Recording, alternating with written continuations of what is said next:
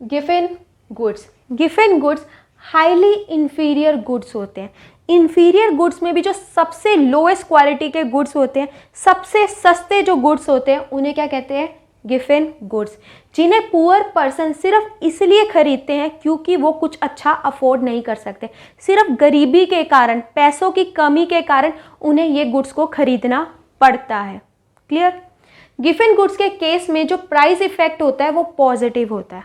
मतलब अगर price increase होगा तो गिफन गुड्स की डिमांड भी क्या होगी? इंक्रीज होगी। और अगर प्राइस डिक्रीज होगा तो डिमांड भी क्या होगी? डिक्रीज होगी।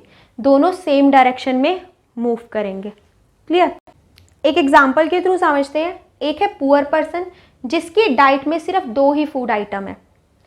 एक है चावल, दूसरी है दाल। चावल वो लोएस्ट क्वालिटी के खरीदता है जिससे वो अपना मेनली पेट भरता है। क्लियर? लोएस्ट क्वालिटी के चावल हैं तो इसका मतलब क्या है? ये गिफन गुड्स है। क्लियर? दूसरा वो खरीदता है दाल। दाल उसके लिए फैंसी आइटम है जो वो पेट भरने के लिए नहीं खरीद रहा है, सिर्फ टेस्ट के लिए खरीदता है। क्लियर? अब हम देखेंगे कि अगर गिफन गुड का प्राइस इंक्रीज होता है तो डिमांड पे क्या इफेक्ट पड़ता है। तो यहाँ पे गिफन गुड क्या है? राइस है। अगर चावलों का प्राइस बढ़ जाता है तो पुअर पर्सन कैसे रिएक्ट करेगा? अब चावलों का प्राइस बढ़ गया तो क्या पुअर पर्सन चावलों को खाना छोड़ देगा? नहीं छोड़ सकता, क्योंकि सबसे सस्ते तो क्या मिल रहे हैं उसे? चावल मिल रहे हैं। चावलों से वो अपना मेन पेट भरता है, तो चावल की डिमांड तो वो कम कर ही नहीं सकता।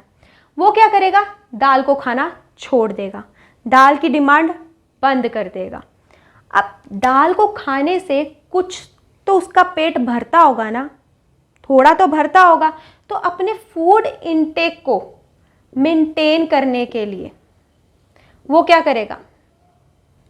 अगर वो दाल को खाना छोड़ रहा है तो उसे चावल को थोड़ा और खाना पड़ेगा अपने फूड इनटेक को मेंटेन करने के लिए, अपना पेट पूरा भरने के लिए। तो वो क्या करेगा? चावलों की डिमांड को बढ़ा देगा। क्लियर? अब देखो क्या हुआ। अगर गिफन गुड का प्राइस इंक्रीज हो रहा है तो उसकी डिमांड भी क्या हो रही है? इंक्रीज हो रही है। क्लियर? अब हम करेंगे दूसरा केस कि प्राइस में डिक्रीज आने से गिफन गुड्स की डिमांड डिक्रीज क्यों हो जाती है। क्लियर है? तो एक है पुअर पर्सन जो मेनली खरीदता है बाजरा। बाजरा को गिफन गुड्स की कैटेगरी में रखा जाता है क्योंकि उसे लोग इसलिए खरीदते हैं क्योंकि वो सस्ता होता है। क्लियर? दूसरी फूड आइटम वो खरीदता है वीट। वो थोड़ी बहुत क्वांटिटी वो खरीद लेता है। तो अब हमें देखना है कि गिफन गुड्स के प्राइस में डिक्रीज आने से डिमांड में क्या इफेक्ट पड़ता है। तो गिफन गुड क्या है? बाजरा। बाजरा का प्राइस क्या हो गया? डिक्रीज हो गया। तो क्या होगा? कंज्यूमर की, पुअर पर्सन की परचेजिंग पावर, रियल इनकम क्या हो जाएगी? इंक्रीज हो जाएगी।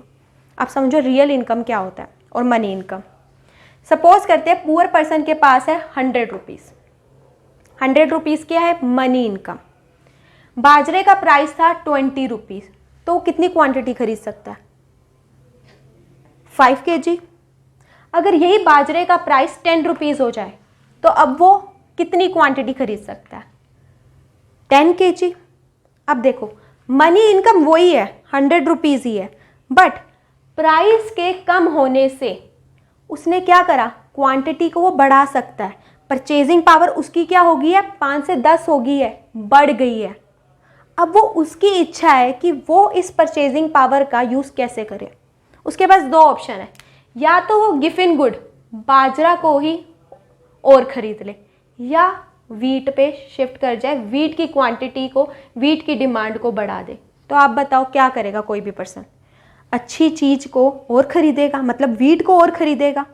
क्लियर है? तो वो क्या करेगा? वीट की डिमांड को बढ़ा देगा और बाजरे की डिमांड को घटा देगा। क्लियर? तो अब हमने क्या देखा? गिफन गुड के प्राइस में डिक्रीज होने से, फॉल होने से डिमांड क्या हो रही है? कम हो रही है। क्लियर? गिफन गुड्स कौन से गुड होते हैं? जिनका प्राइस अगर डिक्रीज होता है तो डिमांड क्या हो जाती है? डिक्रीज। और प्राइस अगर इंक्रीज होता है तो डिमांड क्या हो जाती है? इंक्रीज।